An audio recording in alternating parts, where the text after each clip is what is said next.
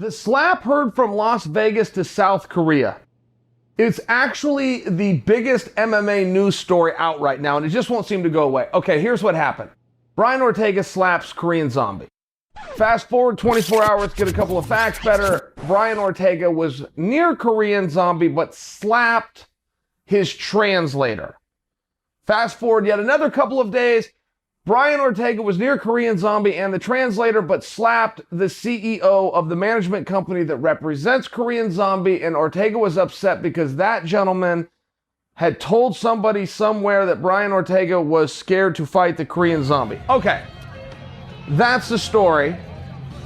Ortega backs the story, said, yep, that's exactly what happened. Told that guy, if I ever see him, I'm going to slap him. I saw him, I'm a man of my word, and I slapped him. Okay, okay. And Brian Ortega is such a nice guy, by the way. I mean, you have to include that in there. If you ever meet Brian Ortega, he's borderline shy. He very much keeps to himself. If you ever pay him a compliment, I mean, you can see his face light up. It means something to him.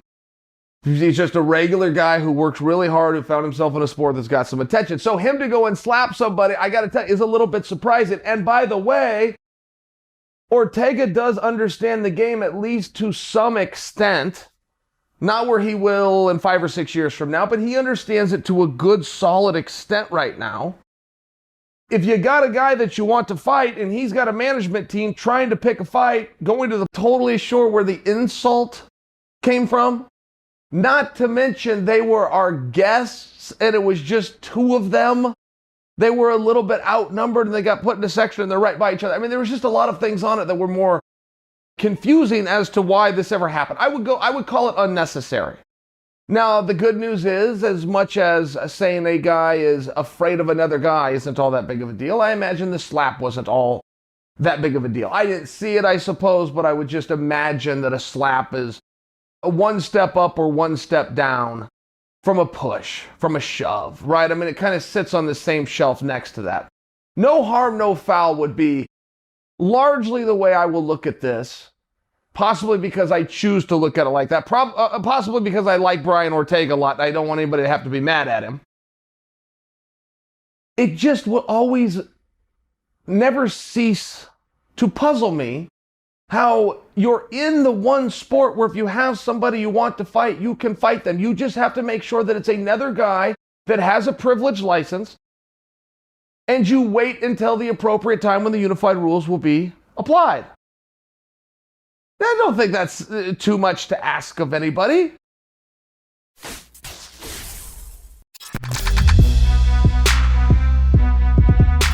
I wanted to ask you about Saturday night. ZhangWeili against Joanna Jędrzejczyk. You know Joanna very well. Maybe one of the greatest fights that we've ever seen, regardless of gender. What did you think of the fight? Did you enjoy it? Did you think it was as great as everyone else said it was? I think, yes, it was very entertaining fight to watch, and both ladies, they give like everything that they had to win the, like for the victory of this fight, and definitely it was very good fight between 2 strong female fighters.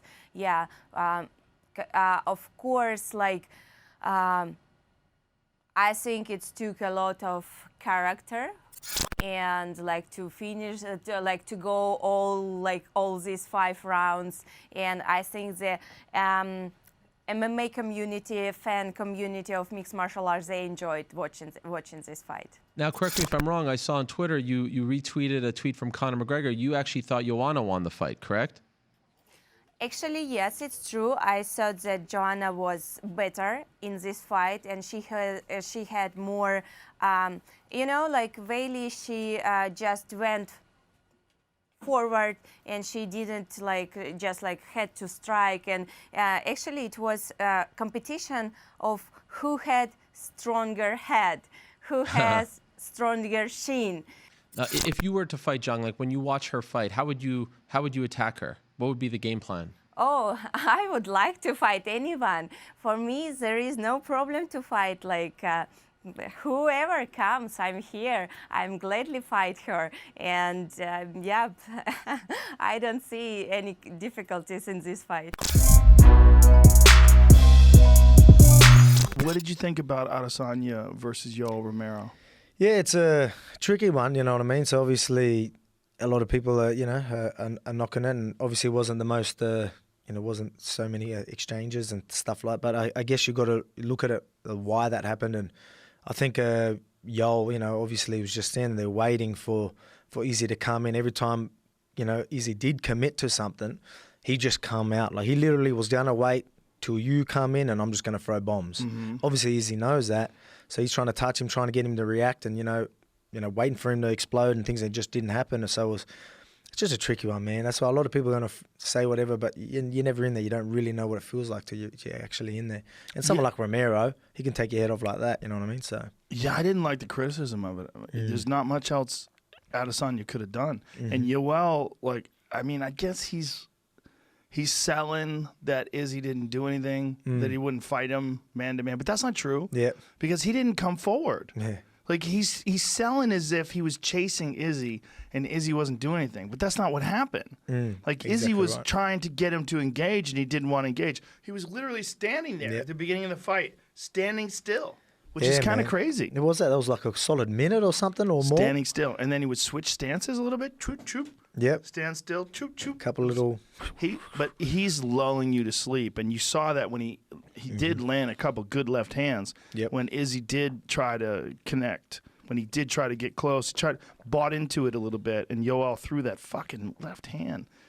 Crazy. Yeah. Absolutely crazy. I really felt like that was how Izzy had to fight him. I really didn't think that he could fight him any other way. I mean, I expected that. Use his length, use his reach, use his attributes, stay on the outside, he's a higher level kickboxer. Use that, and try to lure him into, attacking and counter those attacks. And you got to remember, you know what I mean? Like, obviously, let's just go out there and let's just be, really exciting. But you lose, everyone forgets about you. Everyone forgets about you. You know what I mean? So you got to have that sort of, especially if you're champion, you got to fight the fight that's going to get you the win.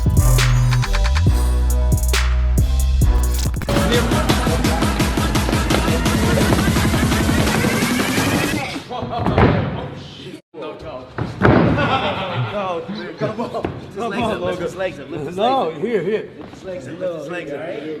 How'd I do? You were great, man. I did good? You're great, man. You won. You're kidding me. You won. You won. Oh, yeah, guys, make sure like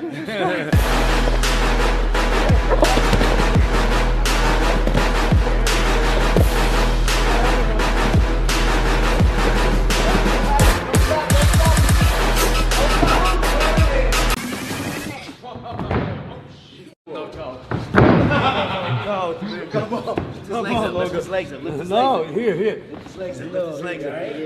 How'd I do? You were great, man. I did good? You're great, man. won. You're kidding me. You won. You won. Here we go. Go low, then high. Oh, shit. Lift his legs up. Lift his legs up. Here. Lift his legs up. Lift his legs up. Lift his legs up. Man, You all right? you're Green. How'd I do? You were great, man. I did good? You're great. You man. won. Kidding me. You won. You won. You won, man. Talk to that guy. You won. Damn, Paulo, you crazy. Paulo, this is not Israel. Calm down. When a guy come here to me, he's real. Not, it's 100%. It's war.